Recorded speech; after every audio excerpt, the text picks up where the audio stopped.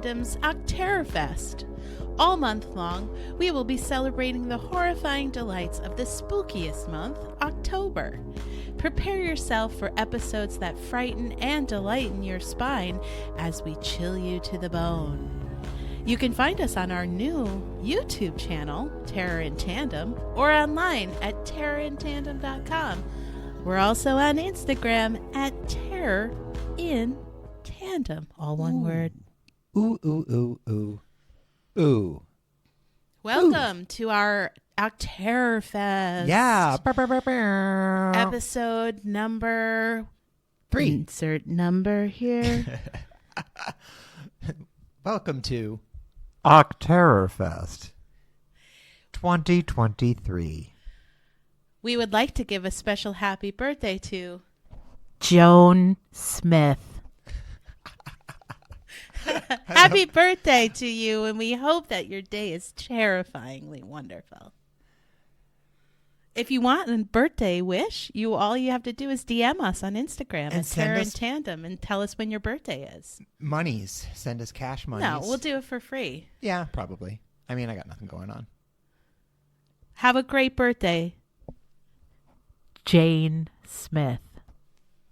Or Joan. I mean, Jane's her sister. Joan Smith. There was one for Joan and one for Jane because they're twins. But speaking of Jane Smith, should we talk about our episode topic? I think so. I think so. And may I say, another delightful segue. Thank you. We're doing zombies. We are 70-something episodes in. We finally said, "Fuck it, let's just do zombies." Yeah, exactly. Listen, we're at this point we're feeling a little tired. No, we're not. Why would I say that? I don't know. Not tired of doing this, but tired like zombies. I think I think more so than me. Can you please delete all this? No, this is all gold. You more so than I are definitely fatigued by the oversaturation of the genre. Yes, of zombies, not of horror. Absolutely. We love horror. Yeah. Zombies are... You think zombies have had their moment, and maybe it's time to focus on something else. And I would agree with you a bit there, and I think we've started to see maybe a little bit ramping down of the zombie. We focused on 69 other horror topics, and now we're focusing on zombies just for this one episode. Pretty much. So, but I, on the other hand, still adore the genre because subgenre. You just have to, sort through the noise. There is more out there for sure, and a lot of it is pretty similar to each other. As you're sorting through the noise, though, just give us a like or a follow or subscribe on our YouTube channel. Well, that is the best thing about this podcast. I mean, the second best thing, aside from just the joy of listening to us, is we sort through that noise for you. Yeah, we're trying to narrow it down for you. Just watch what we say, and you will not be disappointed. Or watch one of the things that either of us recommend. I mean, you don't have to watch everything we recommend or everything we talk about.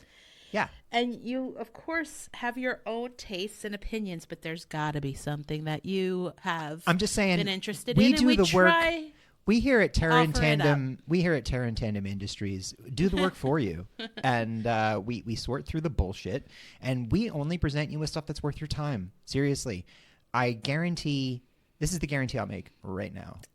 If I had a soul left to barter, I would offer it. So we really love doing this, and we want to keep doing it. Everything we recommend is worth a watch. And I just want to say we couldn't do it without you. So thank you all that are listening. And this episode is brought to you by our special sponsors, Terror in Tandem Podcast.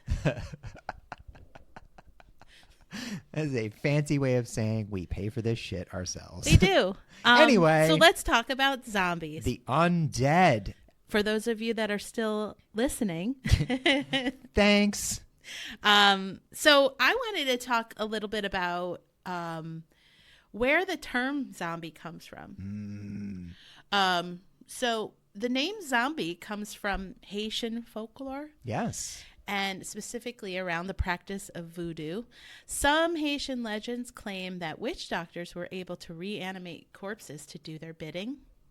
But Haitians never called these corpses zombies. So that's basically like a white man's interpretation of the word, which comes from the Mitsugu language. Huh. Yeah. The word comes from the Mitsugu language of Gabon. And the word is Nazumbai. Nice. And it basically means corpse. So voodoo, or more properly known Vodun, is an amalgamation of West African Yorubic religions, like from the country of Gabon, and Western Catholicism, because it was born of the slave trade.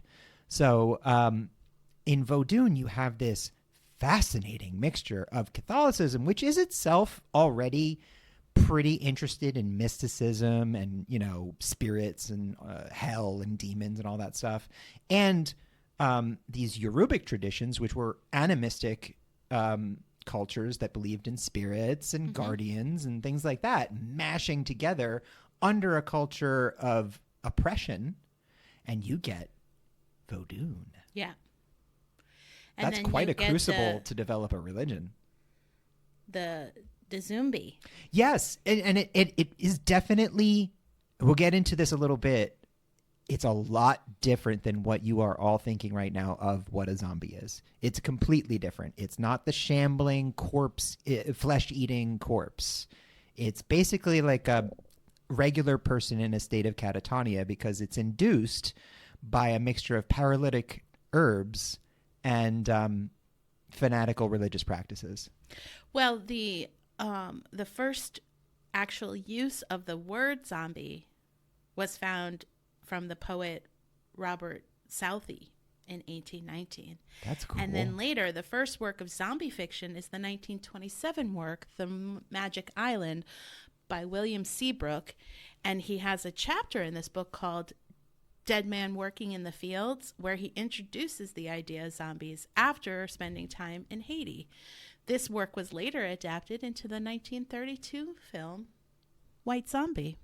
I don't know if you want me to jump right into that, but go for it. You just literally mentioned my first rec. Oh, well, awesome. Yeah. We can get into your recommendations when it's recommendations section. Okay. I have lots to say about that book and the movie it inspired, because it is one of the movies I'm going to be discussing. Awesome. Yeah. See? Nice. It all comes together. Look at us. We just met today, too, and listen to this chemistry. Do you have anything else to share about the etymology of the word? Well, so zombies, as not necessarily the word, but zombies as we know them today largely stem from basically one man. And that man... and one movie. ...is George A. Romero. Night of the Living Dead. Yes. So the whole shoot them in the head, destroy the brain, shambling... undead, back from the grave. That they crave flesh. Craving relentlessly flesh. crave flesh. That's all George Romero, baby. And that they're slow. Yeah. Although in some films and TV, like Brain Dead and World War Z, they are not slow. Exactly. Well, there's that age-old there's the argument modernization of what's better, of, yeah. you know, the fast zombie, or, you know, so... it's like upping the fear level, though, because once you twist that common... characteristic of them being slow into them being fast, it does up the ante a little bit. I find it and George Romero also started this trend. The best zombie movies are allegorical to the lives and problems of the living. So when you have the slow zombies, its allegory is, and this is not subtle but very well done in George Romero's Dead, you know, I don't know, I think he made 6 films. It's about the slow zombies. It's about, you can outrun a slow zombie or 2 or 3. It's about your willingness to survive. But you will never outrun all of them, because they are innumerable and they never stop. Except if you take a boat. No, I have some examples to prove that doesn't work. So the thing about slow zombies, it's a good allegory for the grind of modern life, of late stage capitalism, of it's like slowly meaningless. wearing you Yes, slowly wearing you down, chipping away at your humanity, the sacrifices you have to make to your moral code along the way, and to your moral compass, your ethics, in order to survive this slow, plodding apocalypse that, by the way, you can't. It will get you. Isn't the fast-moving zombies the same thing? Like now because the world has changed so much, it's a reflection of the constant, like, overwhelming saturation. Exactly. The fast zombies, I think, represent our current obsession with aggression and how warfare, literal warfare, has become televised. But it's become televised. We are watching snuff films on TV and calling it news. And there's a hyper aggression and a hyper polarization, partisanship, and just that is a well reflected in a fast rabies type zombie that, you know, burns out quickly but can do a lot of damage. The slow plodding zombie is more of like the 70s and 80s version of like rampant consumerism and just the grind and the rat race. Well, I'm sure it also can have a gentrification, like colonization. Well, that's very specifically addressed in some of the early scenes of Dawn of the Dead, where the cops are storming the low rent housing development and basically just butchering minorities because the rich people have already escaped. But this is like, you know, a zombie is the fictitious interpretation of probably like a very spiritual practice of, you know. That is what I want to get into when we discuss the book you mentioned earlier. Yeah. Is the bastardization of what is an actual religious and, you know, phenomenon. Yeah. And a cultural phenomenon. The sort of appropriation and demonization of something that is misunderstood. There's a purpose behind that, and it's not happy. But I will be getting into that. Yeah. Yeah. But we're going to talk about it, but we're also going to ignore it and talk all about movies that Yay. we love, or eating books, people, or TV shows. All things considered. I do want to talk about can zombification of a human really happen, and some of the infections that have happened. Okay, and how? Like a surprising number of quote unquote rational adults that I know truly believe not only in the possibility of a zombie apocalypse, but almost the inevitability of one. And I'm alarmed by that. Yeah. So I drank cordyceps last night. Ooh. Oh, click, my back. Click. Anyway, so here are some ways that we have seen zombies come about in our favorite entertainment. So fungal infections, like in The Last of Us, started by cordyceps, which I just had some yesterday. It's mushrooms, people. They take over your body and cause you to infect others through fungal spores and tendrils. Cordyceps actually can't infect humans. No. It's a parasitic fungus that infects insects. They do address that in the show, that it's a variant. Yeah. Well, there are more than 750 species of cordyceps, and each one targets a specific kind of insect. Fuck. So it's only a matter of time until it targets a specific kind of mammal? Well, there is question on whether the insect, as ingested by humans, can infect them. No.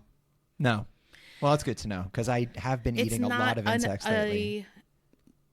I mean, the warming and more fungi and parasites that are born. That is where more concerning. That is where I start to buy into a little bit of, maybe this, because the warming planet is thawing ice, known as permafrost, in the Arctic that has not been defrosted in millions of years. So there are things there that are potentially now contains frozen pathogens alive. that existed before humanity did. Do you know how people always want to be cryogenically frozen so that they can wake up in a better world or whatever? Yeah. These are essentially like viruses that are frozen, and they're now or like parasites. Let me go. Yeah. So with the melting of the permafrost, Lord only knows what is going. You think COVID-19 was bad? Wait until COVID 2026. All right.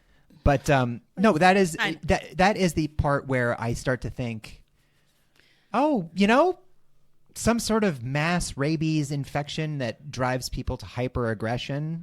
Maybe. Sure. Well, let me get back into the horrors of reality of that we probably won't be infected by certain things we've seen in fictitious zombie films and TV.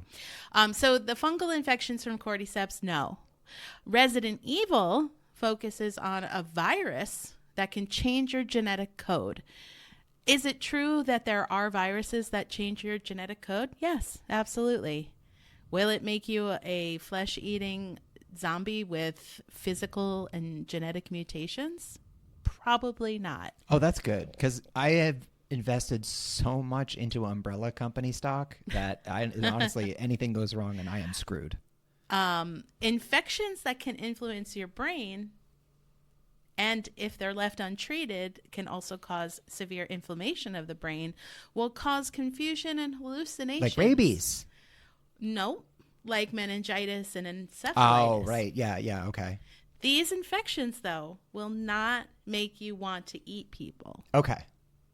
So they will make me want to eat people? They will not. Oh, they won't. Okay, good. The rabies virus is like the lore of a zombie virus, and in both honestly, transmission, probably where it comes from. Yeah, in both transmission and effect.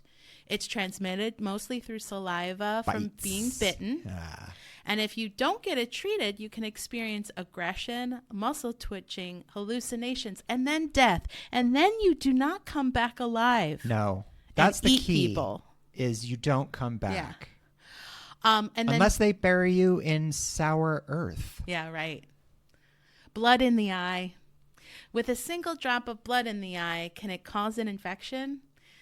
According to scientists, it would have to be from a highly infected person into a highly immunocompromised person. Oh, so like kind of perfect shitstorm. And even then.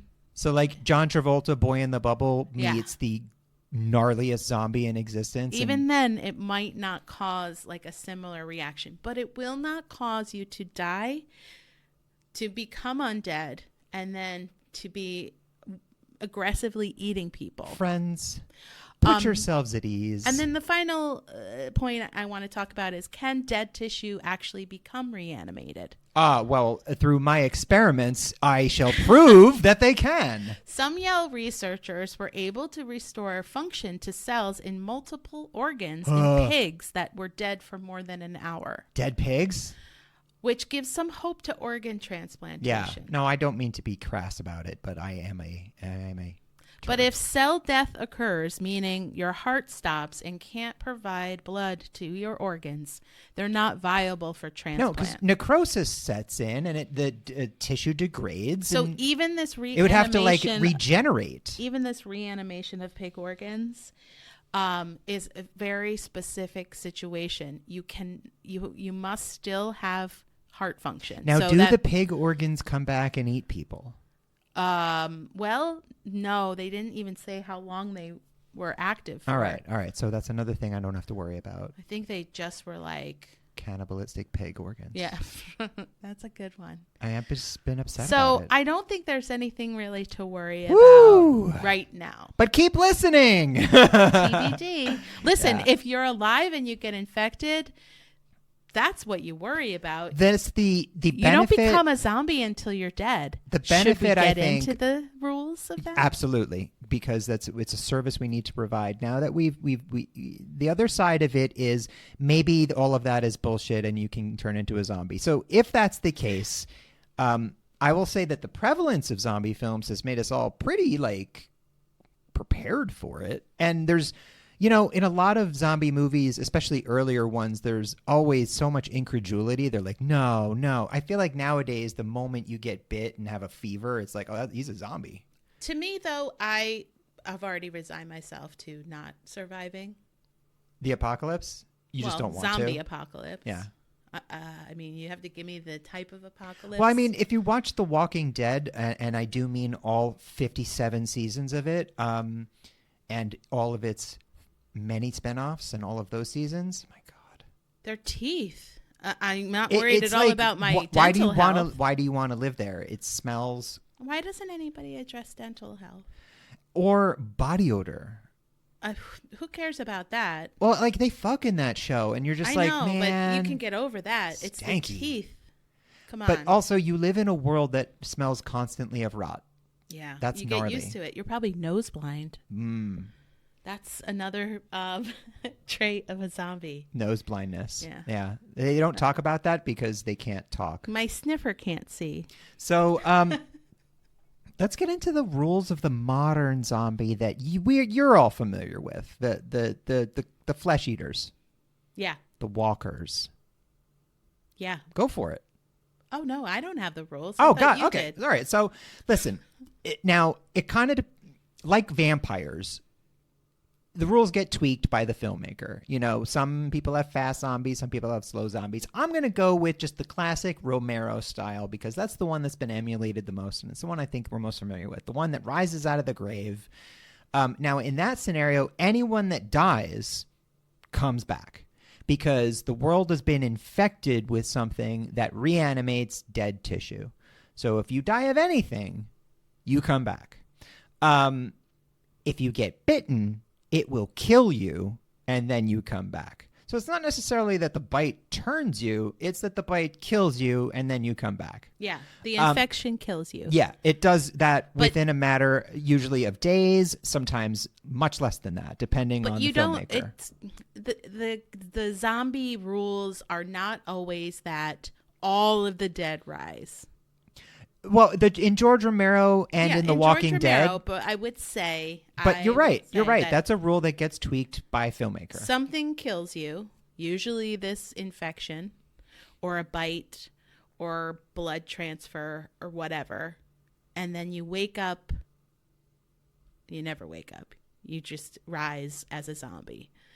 But from the George Romero world, it's like, oh, this happened and now everybody's awake. And it's never explained how it happened. Actually, it is. Oh. It's never explained in any of the sequels. It's never mentioned again. The only explanation of the origin of this is in Night of the Living Dead, on a radio broadcast. They talk about a satellite returning to Earth with some sort of unknown bacteria. And that's it. It's like one fucking line. That's it. So that was, I guess he decided it just, who cares? It's actually scarier if you don't know where this came from. But in the George Romero world, it technically did come from outer space. Now, in The Walking Dead, I stopped watching after a few seasons, so I don't know if they ever really said where it came from. But I'm of the mind that's less interesting to me, the whole rush to find a cure. I prefer the movies that lean more into this has happened, and I am just a person. I need to live. Yeah. Now you got to deal with it. Yeah, and also movies like Dawn of the Dead that deal with the grinding boredom of just, you know, there's no civilization anymore. So what are the rules, though? Yeah, getting back to the rules. Were you going to tell us those rules? Now, zombies are slow. Their strength lies both in their numbers and in the fact that they do not sleep or rest or stop. Once they catch your scent, they will chase you until they get you or you stop them. And the only way to stop them is to sever the connection from the brain to the body. So cut off their head or destroy the brain somehow. Best way to do that is with a bladed, pointed, or blunt weapon, because shooting will attract zombies. They are quite, despite the fact that they're rotting, they still possess hearing. Yeah, they can't speak, but they can hear. They can make other senses noises. Are heightened. Yeah, they can hear. They can so smell you know, too, you he said. if you're sneaking around and you bump into a car and the alarm goes off, ruh-roh. And they have a taste for flesh. Now, they are commonly, shuffling around alone or in small groups, but they occasionally get into what is known as hordes. And that is literally what it sounds like. Thousands of zombies collecting together. Now, in the George Romero movies and in The Walking Dead, the cities do not do well. Any densely populated area falls pretty quickly because these things spread. And in the George Romero movies, specifically Dawn of the Dead, they address the issue of people hiding the infection, hiding their loved ones, and, how brutal it gets when you have to force compliance. One rule that definitely always applies, I think, is the relentless need to feed. Yes. They're not even trying to get satisfied or... No, it's not like it makes doesn't give them more stronger. Power. Well, it prevents them from... I think it prevents them to nothingness. I think it's implied that it halts their decay so that it extends their unlife, but it's not like they, regenerate or feel better or start to get their cognition back. And actually in some movies I think that does happen, but harkening back to the Romero zombie, they just do it. Mm-hmm. There's no real reason. They're mindless. Yeah, exactly, mindless. Which is weird that you have to sever the brain. Well, I think the idea is that they're nothing but instinct. Yeah. They're just feed, that's it. So, and boy, do they. The zombie movies are just so wonderful for the chunky tearing of flesh with teeth. My goodness, there is nothing quite like that spray of arterial blood when you chomp into somebody. So the creation or like rising of the dead or being killed and then becoming an undead zombie. They can smell you. They're relentless. Need for flesh. You have to sever the brain stem or destroy the brain. They transmit their virus through like saliva and blood and bites. Effluvia. And they are rotting. Yes. So the longer they are alive or unalive, the grosser they get. But they really don't. They take a long, long, long time because even if they're like passed out on the ground, they can still move. Smell blood or something. You can separate like their arms and their torso, and their neck and head will still move around. Yeah. You really need to destroy that brain. Destroy the brain, people. But I'd say that about covers the rules. Like I said, filmmakers add their own flair. Some have fast zombies, some have focus on the viral nature of it. Some focus on more the allegorical nature as a reflection of human nature or society. George Romero specifically really leans heavily into that. And to great effect, honestly. Some of his messaging may be a little heavy-handed, but it's hard to deny he's wrong about any of it. Especially the militarization in Day of the Dead, and the sort of turning into hedonistic entertainment in Land of the Dead. I mean, he's always had his finger on the pulse of humanity's worst fucking instincts. Yeah. Well, on the unpulse. R.I.P. King. No pulse. Well, I think we should take a break and come back with our favorite recommendations. I'm very excited to do that. Subgenre. Yes, let's do it.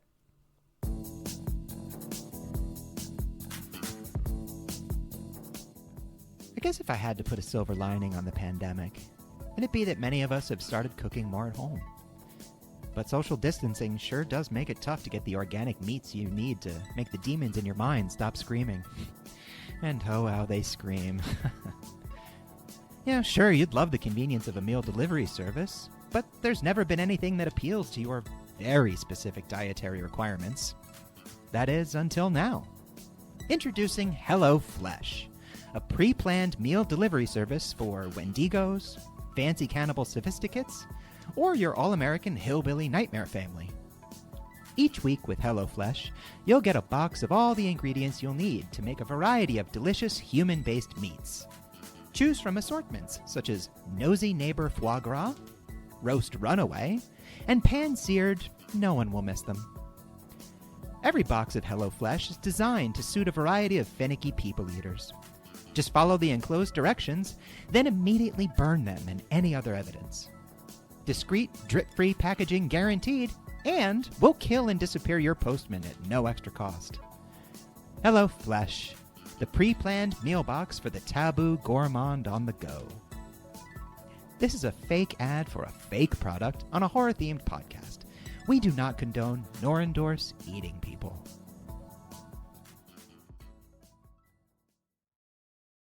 Buy in bulk, and then buy more. And we're back. Yay! From the dead. Yeah, exactly. They're coming to get you, Barbara. I'm going to start because this isn't a recommendation. It's really my first foray into fictional zombies. It's a trip down Laura Lane. That's nice. Nice. I was just going to say something morbid, but I'm not going to. All right. So anyway, my earliest movie with zombies was from 1984's Night of the Comet. Oh. And listen, yes, I okay. just rewatched this. Yeah, I'm you not did. gonna lie. It's got a real special place in my heart. I would say of all of the horror movies I've watched, this has got to be one that I've watched the most. Well, the first time I ever watched it Was with me. was with you. And you were like, okay. Now, I've come to appreciate it, So- but the way you talked about it led me to expect something different. Yeah, I always thought it was Once so I leaned into creepy. what it was, Yeah. I enjoyed it more. So after a rare comet comes to the world, teen sisters, Regina and Sam, Like totally rad teen yeah, sisters. find out they're some of the only survivors of what is now like a comet induced zombie apocalypse of sorts. There's not many people left, and there were scientists that planned on studying the effect of the comet, but they left the ventilation system open, so they're slowly infected, and you had to spend the night completely encased in steel in order to protect yourself. But nobody knew this. They weren't all afraid. They were all outside I looking hate at the it comet. when the air is poison and one of your idiot coworkers leaves a window open. Scientists didn't tell anyone that there was the potential of this. Classic stuff happening. scientists. But then it was like hubris, and they ended up getting infected. And so what happens is you become this like gross, infected, creepy zombie. And that is the through line through our recommendations is gross. It's, I would say zombies probably make up 15% of this film. Yeah. That's fair. I say that's a generous assessment. Yeah. They like come I across said, another survivor named not Hector, what I was expecting when I saw it. played by Robert Beltran. So Robert Beltran, who is in Voyager, Star Trek Voyager. Chakotay. Yes. So they try to avoid the zombies, and these scientists want to study them. They go to a radio station. It's really like very vibey, very 80s, really vibey. Oh, really it's silly. 80s. Yeah. I love it so much. If Valley Girl was a horror movie, and I just it'd want be to say this. that like it really captured some nostalgia for me, It's and great. I love it. Yeah, no, and it like really leans into the goofiness. It's very campy. It is. It's a lot of fun. It's great, but it's not at all scary. And No, it's fun. I mean, some of the zombie faces, it's good. Yeah, they're but, goopy. You know. Anyway, that was my first foray, but that's not a recommendation. I just wanted to mention it. Well, that was totally tubular. My first recommendation is actually 2 recommendations. Jesus, how many? All right. Come on. Welcome Don't to the be Laura mean. Show. No, I'm saying it's 2 because they're comedies. Okay. So they're zombies. Zombies. Zombies. So 2004, Shaun of the Dead. Oh, yes. Which was marketed as the first ever rom-zom-com. Nice. Yeah. It was. And if you Google it, if you Google Shaun of the Dead, there's a graphic at the top of the page that is a runner with all these zombie heads following it in emoji form. That's amazing. So Edgar Wright directed this film, and it was written by Edgar Wright and Simon Pegg. Yep. The duo behind Spaced. Yes. One of the greatest shows ever. Starring Simon Pegg and Nick Frost. It's really about these two unlikely best friends become heroes. The zombie apocalypse essentially interrupts their boring, like nothing special life. And they're just hoping that they can like drink and ignore what's happening, which is really great. The way that this is filmed with like all the cutscenes and everything is great. Yeah, the non sequiturs. Yeah, it's really well done and funny and really like farcical. Peter Serafinowicz is in it, Yeah. and Bill Nighy has a memorable turn as his stepfather. So they basically decide, all right, if we're going to get our pub back, we have to make sure that we get rid of these zombies. Basically, and they go out and try to destroy the zombies in their bumbling, half-witted ways. And at the end of the film, Simon Pegg's girlfriend in the film, she moves in with him. And Ed, who is Nick Frost's character, who is sadly, zombified. Sean keeps him tied up in the shed where they play video games together. Yeah, it's kind of fine. So honestly, it ends all's well that Nick ends Frost's well. character as a zombie, his life is not much different. Right. So their friendship is not much different. No, it's great, and Nick Frost is amazing. Yeah. All respect to Nick Frost. But my other horror comedy, zombie comedy, is the TV series from 2015. iZombie. Oh, you did like that. Yeah, I really did. Yeah. And it ran for 5 seasons. It was created by Rob Thomas, who created Veronica Mars and Party Down. Yeah. And it's not starring... the guy from Matchbox something. 20. Starring Rose McIver. She, I think, is in that something. Ghosts TV show. Okay. Well, do what you know. And Malcolm Goodwin and Raul Coley, who we love from all Mike Flanagan stuff. I know. He's really... I love it when CW actors... Not to like diss on the CW. They make great shows. But when one of them sort of crosses over into grown-up stuff... Yeah, right. Because, CW is has a younger demographic. And then they sort of graduate. Yeah. It's awesome to see Raul Coley. You can see what they really can do. Yeah, he's really talented. And then my alias nemesis, David Anders, is in it. So this Sark himself. This TV show stars, it's about a character named Olivia Moore, based on a comic book. Yep, Liv Moore. They call her Liv. Yeah. She starts out as an aspiring heart surgeon, and she's got like a really adorable fiance named Major, and she loves her life, and she decides to go to a party on a yacht, and it turns into a zombie attack because they've been infected by a drug called utopium. Whoa. And she's attacked by one of these zombies, and she wakes up newly dead. So she decides to quit her job, breaks up with her fiance, and realizes she has to eat brains or else she'll die.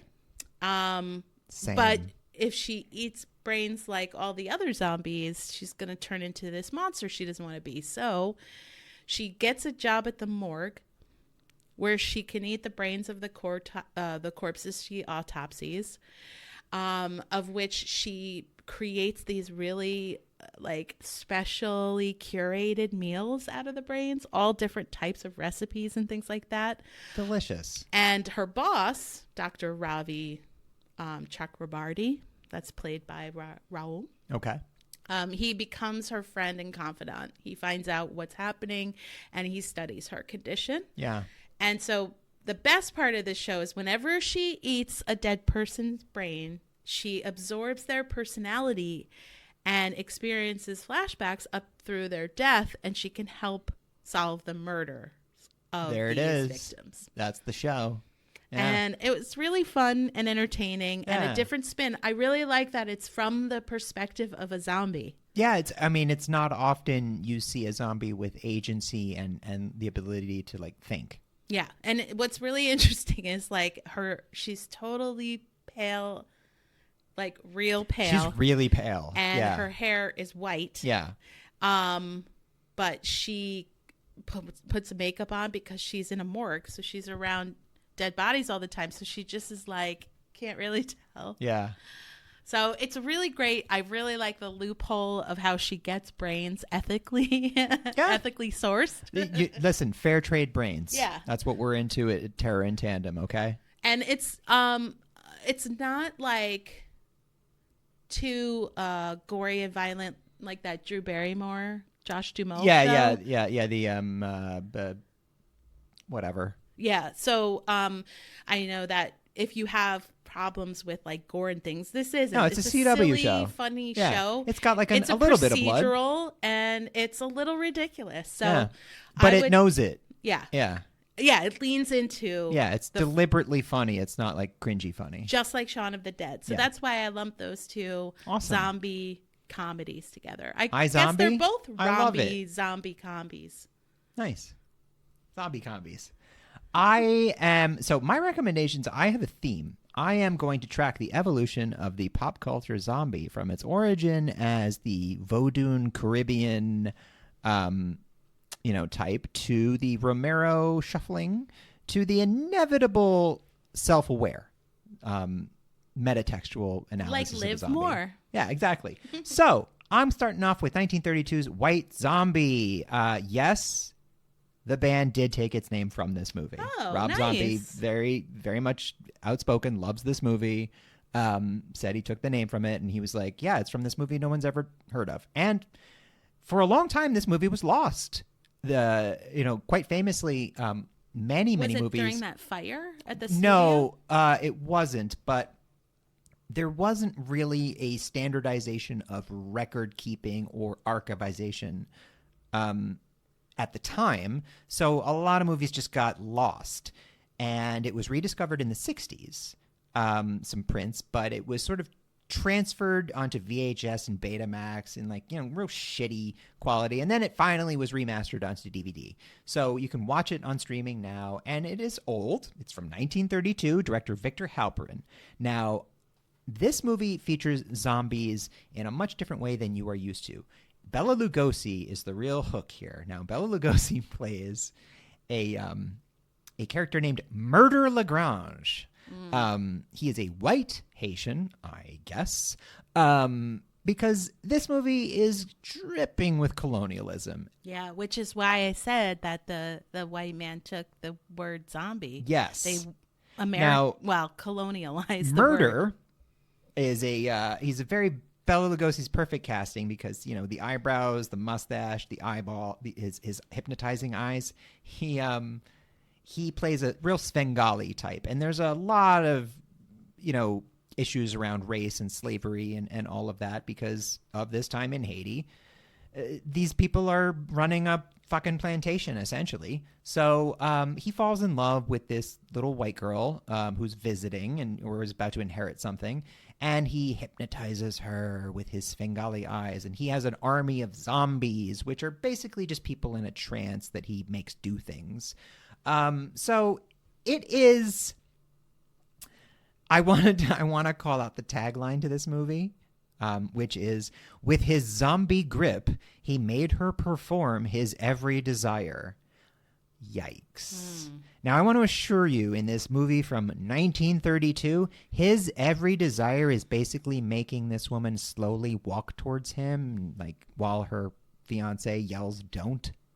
So that's the extent of how dirty it gets, but my God, that tagline is something. So it is based on the very controversial book, The Magic Island by William Seabrook, which was marketed as an exploration of Haitian culture, but was really propaganda of the white man's burden variety to show why it was totally cool that Britain and America were colonizing autonomous Caribbean nations like Haiti and France.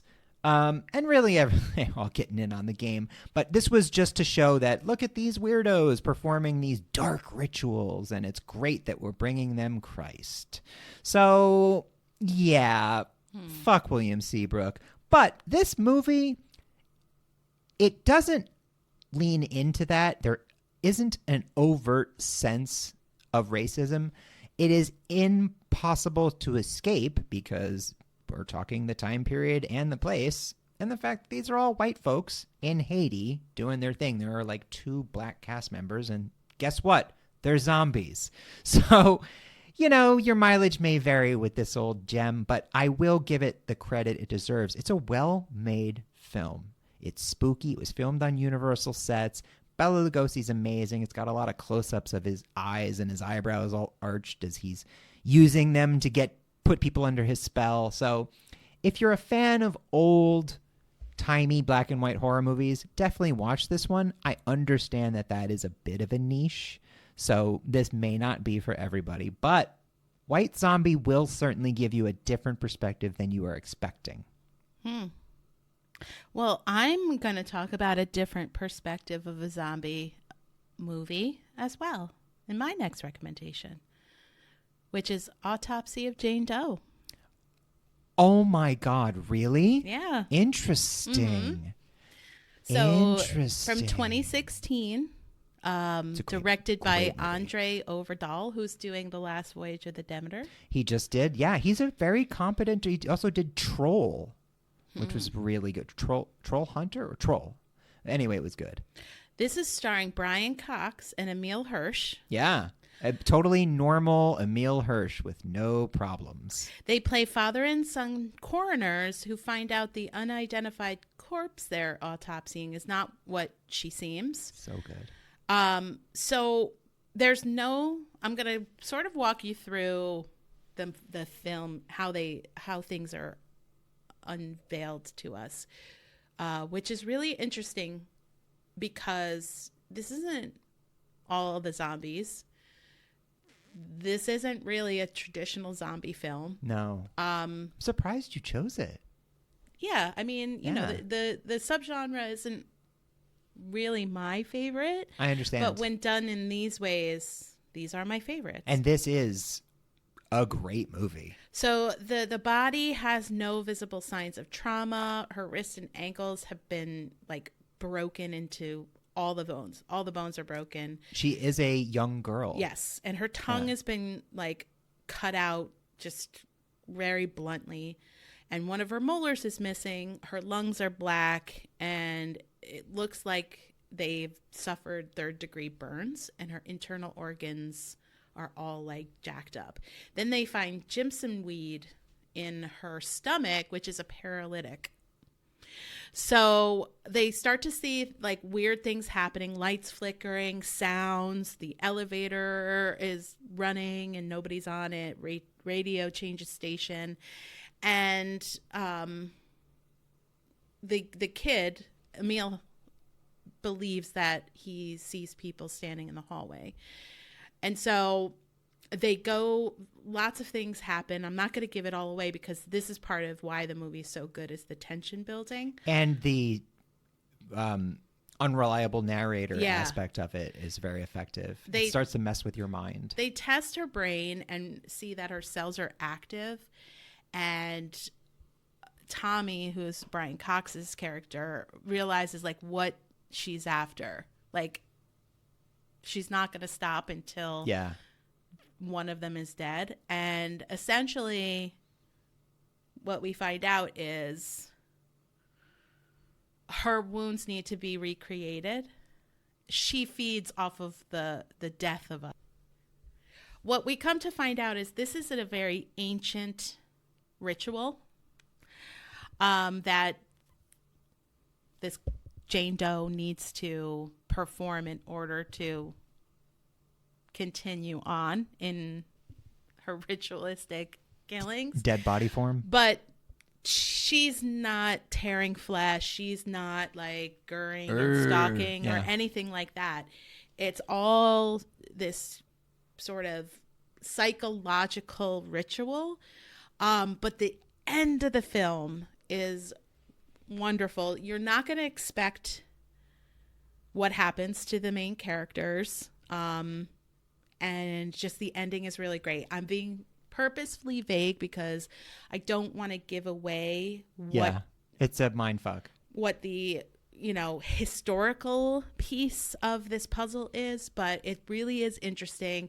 It gives, you insight into how this zombie was created. She's dead and comes back to life and has to continue this ritual. I mean, that's a zombie, but she's a singular one, which I also think is a unique spin. And I don't think this falls into a classic best zombie movie list, because when people watch a zombie movie, they want to see all these people walking slow and dragging their club feet. Or like World War Z, where there's hordes and mountains. Right. Yeah. But this is for somebody who loves horror movies and has a little bit of a zombie spin. Nice. So, Autopsy of Jane Doe.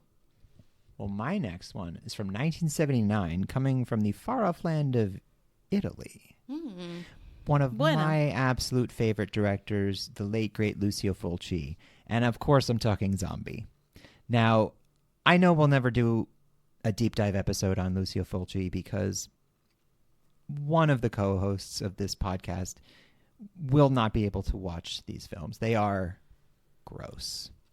Yeah. So, I mean, as much as you want me to. I know you won't, and I won't subject to you. Oh, that's nice. But I am going to talk about this one a little bit. Now, this is the era of the shuffling, undead, flesh-eating zombie. Now, this movie it's a Fulci, so it's disgusting. And it's a Fulci. Now, it features an amazing score by frequent Fulci collaborator and personal favorite of mine, Fabio Frizzi. It's wonderful. The score's amazing. He's still active today. He just did the score for the latest Puppet Master movie like a couple years ago. So an abandoned boat drifts into New York Harbor, and two harbor patrol goobers get on there, and they get attacked by a zombie. Oh, fuck. There's a zombie on this boat. Now they shoot the zombie. The zombie goes overboard, and one of the cops dies. They take him to the morgue, and that comes into play later. Now, the boat is owned by the father of our heroine, who now she hires a British journalist to accompany her back to the origin where the boat came from, an island in the Caribbean where her dad is doing research into stories of zombies. And I guess he found something because this place is gross, coming back to life all covered in bugs. Now, this movie is... I want a question answered. If you can find another movie with both an eyeball getting poked out on a jagged piece of wood and an underwater zombie versus real shark fight, show it to me, because this movie has those. This movie has a scene that, by the way, Lucio Fulci did not authorize. It was done by like the second unit director, featuring a stuntman fighting a shark underwater as a zombie. It's awesome. So a couple of trivia things. Now, listen, like most Fulci movies, the plot is kind of inscrutable. It's got a pretty great ending. The survivors end up on a boat. They head back to New York. And that's when we remember, oh, yeah, didn't we leave a dead cop that was bitten by a zombie in a morgue? Yes. So while they were in the Caribbean, things progressed in New York. And you get a real downer ending via some radio broadcasts as they're entering the harbor. That's actually really cool. So this was released, unbeknownst to Fulci, as Zombie 2.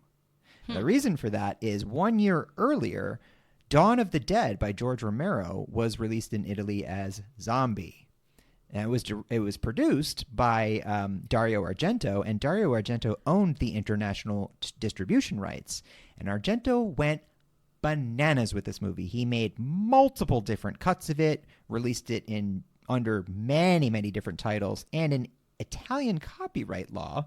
I know this is why you all tune in. Wow, yeah. Listen, this is actually kind of interesting. You can legally make any movie a sequel to any other movie. It doesn't have to have any connection to it at all. And this movie, Zombie, has zero fucking connection to Dawn of the Dead or George Romero or any of that. It has zombies in it. That's it. It has nothing to do with anything. So it was released as Zombie 2, and there are 2 sequels to it, Zombie 3 and 4. And guess what? None of those have anything to do with the other ones either, even the own ones in the series, because this isn't really a series. Basically, a producer would take an already filmed zombie movie and then be like, yeah, okay, this one is Zombie 3. So actually, Fulci was hired to do Zombie 3, but he got sick. So Zombie, yeah, listen, trigger warning, it's for gorehounds only. It's a Fulci. It's disgusting. It's buckets of gore and gross out kills. But God, there's just nothing like it. The atmosphere, the scrappiness of it, and the vibe of the score, along with Fulci's camera work and color schemes, are just mesmerizing to me. I don't know. I'm not the only one, for sure. Tarantino is actually a huge Lucio Fulci fan. He's responsible for remastering a lot of his films in the 90s and was the person who introduced me to them. Not personally, but through interviews, I was like, who's this Lucio Fulci he keeps talking about? Cool. And, just one more bit of trivia. I once got into a bit of trouble when an Italian-American friend of mine in high school found out I was watching Italian horror movies and asked for some, and I gave him some Fulcis, and I don't think he's ever been the same. Because I forget that some people are normal. Yeah. And you have to ease them into things. Right. Or not at all. Didn't. Sorry, Adriano. I should have given you something lighter. My last recommendation is a book. And it's a 2014 novel by M.R. Carey called The Girl with All the Gifts. Oh, yes. It's a book that was made into a movie. Yeah, but I'm just talking about the book. I didn't see the movie. I just want to give a quick shout out to Mike Carey because he is also a famous comic book creator who did the incredible series Lucifer. The show's based on it. Loosely. Yeah. Mm-hmm. So this book is about a fungus that mutates from infecting and controlling insects into infecting humans. And remember, earlier in the show, you did say that is totally possible and probable to happen. Right. Yes. Yeah. Which I just said it wasn't. So they make zombies named Hungries for obvious reasons. This particular story is about a group of survivors on a military base in the country. And it's the story of 10-year-old Melanie, and she's really smart. She likes school and she likes her life, but it starts to unfold as she starts to reveal that she and her classmates are locked in rooms in wheelchairs every day, and they're not human children. And there are doctors and scientists trying to find a cure for the fungus by using them as test subjects, unbeknownst to them, until they actually become a test subject. And so right when they are about to dissect Melanie, an attack of the lab happens, and she's forced to eat flesh for the first time. And she is taken with the other survivors from this attack to find more, another lab and more, experiments that are happening to get a cure for this. And they use her as basically a battering ram. They tie her to the outside of the truck so that the other Hungries won't attack them. Good God. And they tie her up and muzzle her. And we're sort of on this journey with her because she's still very smart. Her brain is still functioning. She's got all the gifts. And learning. And she's able to speak to these zombies or manipulate them in a way. Oh, yeah. Nice. And also, the humans need her. And it's a really sad but interesting tale. Again, from this zombie perspective, from this 10-year-old girl's perspective. Look at you taking the side of zombies. Two of your recommendations were zombie. We got a zombie apologist over here. Yeah, all female zombies too. Nice. In my recommendations, except Shaun of the Dead. Yeah. I'm sure some of them were ladies. Yeah, but that wasn't. I was on the side of the friends. But yeah, The Girl with All the Gifts. Really great reading. Really well written. Very quick read. Yeah. Super enjoyable. So if you don't want to watch the gore read the gore. Excellent. We offer all sorts of ways to access gore here at Terror in Tandem. And speaking of But gore, I would be remiss if I didn't recommend a book. my last recommendation, I love it. My last recommendation is very fun. It is a horror. Oh God, it's a bit difficult to describe. It's a horror comedy. And it is 2017's One Cut of the Dead from director Shinichiro Ueda. It's coming from Japan. Now, this movie is an absolute joyful delight of a movie.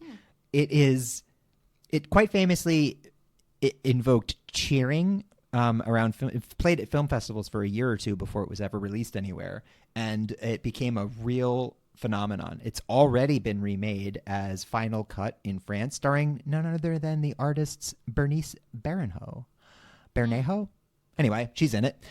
So anyway, in One Cut of the Dead, director Takayuki Higurashi is a sort of a has-been director who's basically got like one more chance left to both make it, to save his flagging career and impress his daughter Mao, who is super cool and cute and also loves horror movies.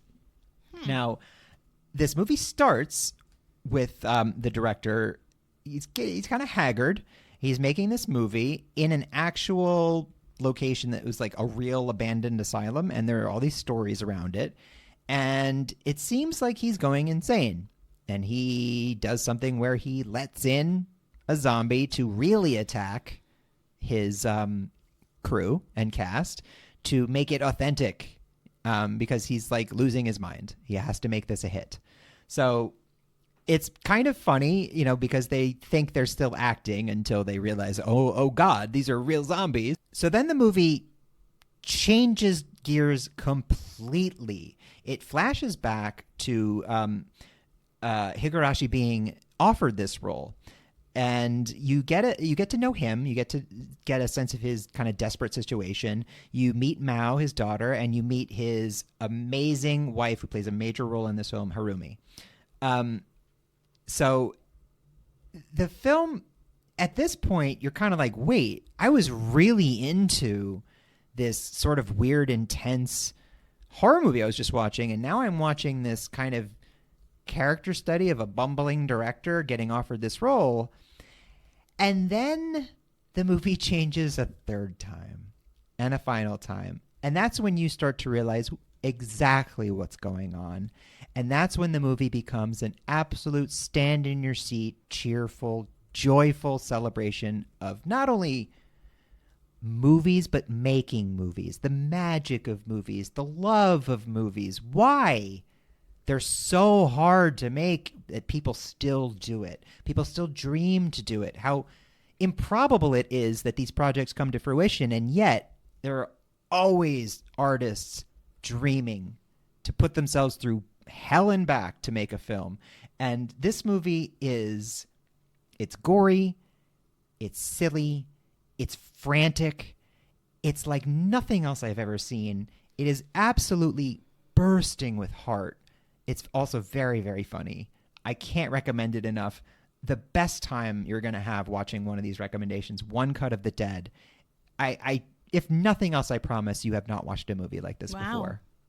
Where can you watch it? Oh, you can definitely catch it on Shudder. Nice. Yeah. Sponsor us, Shudder. Oh, please do. I mean, we're always talking about you. There are a lot of movies I left off this list, obviously, because we only chose a few each, but I left a few obvious choices off this list because I'm saving them for other episodes. And before we leave, you and I, we forgot to do this at the beginning. We did want to mention the distinction that a lot of people seem to argue about, but you and I came to an agreement here between what we're calling zombies and infected. Well, I feel like at the start we said that you have to die and then come back to life. I think that's the common denominator. Or it's implied. Like, you don't have to see it happen, but you have it's to implied return from the dead. Yes. So like a movie like 28 Days Later features people who are infected, but they don't actually die. They just turn into like rabid rage monsters. So I don't consider that to be a zombie movie. It's a post-apocalyptic virus movie or whatever, but it's not a zombie movie because zombies have to rise from the grave. And they have to be the dead. girl with all the gifts is a little bit of this and a little bit of that. Yeah. Yeah. I mean, obviously, like anything, I don't want to be the gatekeeper of it. And it's always interesting when the rules get bent or rewritten or reinvented or subverted. But I would say that there is a line to be drawn between infection-style movies so when we and didn't zombie talk movies. about 28 Days Later. Which is a real obvious omission. Or The Last of Us, although we mentioned it because of the cordyceps. It's more of an infection type movie. Yeah, we're going to do our own infection episode. Absolutely. Don't worry about Content galore. This is part of it. We're splitting these in two. We'll get to it, people. Stop Come writing on. us so many letters. We want more content, don't you? I would definitely do. Free content. I want it like a zombie wants flesh. Glombers. Well, this has been Terror in Tandem, a very special zombie edition. Happy Octerrorfest.